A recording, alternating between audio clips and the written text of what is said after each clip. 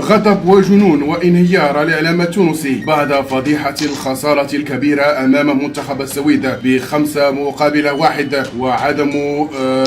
وعدم الانتصار في هذه المباراة. لكن قبل أن نبدأ في سرد المزيد حول هذا الخبر الحصري وبكاء الإعلام الجزائري على المباشرة والإعلام التونسي بسبب هذه الفضيحة الكبيرة وعدم تأهل وعدم الفوز ضد منتخبي السويد، فتحي مولدي هذا الذي يحب دائما المغرب ويمدح المنتخب المغربي كل التضامن معه، حيث انهار داخل البلاطو وقام بالإجهاد بالبكاء بسبب فضيحة خسارة المنتخب التونسي ب5-1 في الدقيقة 7 من المباراة. سجل المنتخب السويدي هدف الأول ليعلن رسميا انتصاره وكسبه 3 نقاط وعدم كسب المنتخب التونسي لأي نقطة في دور المجموعات. كنا نحن كمغاربة شجعنا المنتخب التونسي، لكن للأسف لم يفوزوا بالمباراة نظرا لكونهم منتخب ضعيف جدا ولا يرقى لأي منتخبات عربية.